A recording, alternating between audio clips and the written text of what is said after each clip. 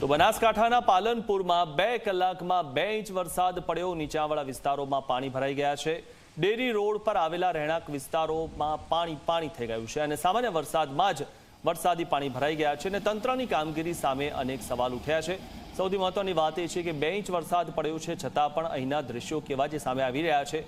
ચારે બાજુ પાણી જ પાણી જોવા મળી રહ્યું છે, કારણ કે પાણી કોઈપણ જગ્યાએથી ઉતરતું નથી।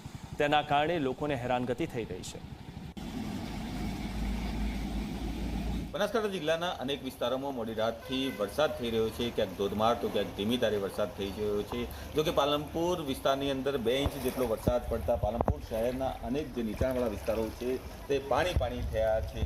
હાઈવે છે તે અમદાવાદ પાલનપુર હાઈવે ત્યાં પણ પાણી ભરાયા છે, પરંતુ ડેરી રોડ પરની જે ટ્રેઝર સોસાયટી છે, સોસાયટીની અંદર ટીચણસમાં પાણી ભરાતા આ વિસ્તારના જે લોકો છે તે ત્રાહિમામ પોકારી ઉઠ્યા છે। મહત્વની વાત એ છે કે અત્યારે વરસાદે થોડો વિરામ લીધો છે, જેને લઈને જે ઘરોની અંદર પાણી ઘૂસ્યા હતા તે હવે ઘરોની અંદર જતા અટક્યા છે, પરંતુ આ સોસાયટીની અંદર પાણી ભરાઈ જતા જે સ્થાનિકો છે તે વહેલી સવારથી જે દૂધ લેવા અથવા અન્ય કોઈ સામગ્રી લેવા માટે બહાર નીકળી શક્યા નથી, તો વિદ્યાર્થીઓ છે તે પણ શાળાએ જઈ શક્યા નથી। મહત્વની વાત એ છે કે નગરપાલિકા દ્વારા પ્રી મોન્સૂનની કામગીરી માટે કરોડો રૂપિયાનો ખર્ચ કરવામાં આવ્યો હતો, પરંતુ આ ખર્ચ છે તે પાણીમાં ગયો છે, ને જેને લઈને આ વિસ્તારના જે લોકો છે તે ત્રાહિમામ પોકારી ઉઠ્યા છે। આપણી સાથે સ્થાનિક છે તેમની સાથે વાત કરી। શું કહેશો, જે રીતે વરસાદ પડ્યો, સામાન્ય વરસાદમાં સોસાયટીમાં પાણી ભરાયા છે? આ અમારી society treasure residency Palanpur dairy road ઉપર છે। અહીંયા વરસાદના 2 ઇંચ જેટલો વરસાદ પડે છે ને તો લગભગ ઢીંચણસમાં પાણી અંદર આવી જાય છે, બરાબર છે, અને ઘરોમાં પાણી જાય છે।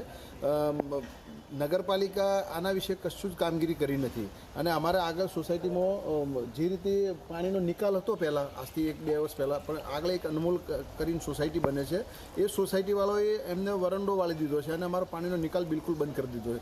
અને નગરપાલિકાએ નગરપાલિકા કશું કરતી જ નથી। નગરપાલિકાએ જો અમારી સોસાયટીમાં પાણી ખરેખરથી નિકાલ માટેની એમને ગટરની વ્યવસ્થા કરવી જોઈએ, પણ કશું કરી નથી। અમે વેરા પણ રેગ્યુલર ભરીએ છીએ, બધું જ કામગીરી નગરપાલિકાના જે અમારું જે અમારે ભરવાના જે થતા હોય પૈસા ભરીએ છીએ, નગરપાલિકા અમારા વિશે કોઈ ધ્યાન રાખતી નથી, બરાબર છે।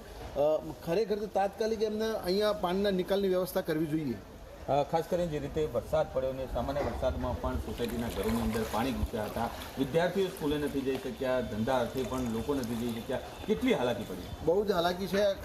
સવારે બાળકો તો સ્કૂલમાં ગયા જ નથી, બરાબર છે, દૂધવાળા પણ નથી આવતા, અને પાછળ એમાં શું છે, વાનવાળા તો 2 દિવસ હવે આવે જ નહીં, કારણ કે પાણીનો નિકાલ નહીં થાય ત્યાર સુધી વાનવાળા તો ક્યાંથી આવવાના? અને બાળકોને આ રોડ અહીંથી ક્રોસ કરી અને પહેલી બાજુ લઈ જવા તો પાણી ભરેલા છે, કઈ રીતે લઈ જવા?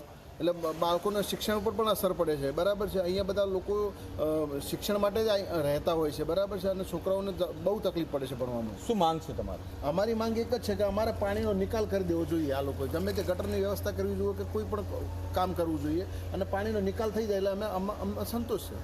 તો આ હતા ટ્રેઝર રેસિડેન્સીના રહીશ, તેઓ કહી રહ્યા છે કે જે રીતે સામાન્ય વરસાદની અંદર તેમની સોસાયટીની અંદર ઢીંચણસમાં પાણી ભરાઈ ગયા હતા, જેના કારણે તેઓ ભારે હાલાકીનો સામનો કરી રહ્યા છે। નગરપાલિકા દ્વારા કોઈપણ પ્રકારની પાણીના નિકાલની વ્યવસ્થા કરવામાં આવતી નથી, તેને લઈને તેઓ ત્રાહિમામ પુકારી ઉઠ્યા છે। વારંવાર આ પરિસ્થિતિ સર્જાય છે, જેને લઈને તેઓમાં ભારે રોજ જોવા મળી રહ્યો છે, અને એક જ માંગ કરી રહ્યા છે કે તાત્કાલિક નગરપાલિકા દ્વારા આ પાણીના નિકાલની યોગ્ય વ્યવસ્થા કરવામાં આવે, જેના કારણે વિદ્યાર્થીઓ સ્કૂલે જઈ શકે ને જે લોકો છે તે પણ પોતાના ધંધા રોજગાર માટે જઈ શકે।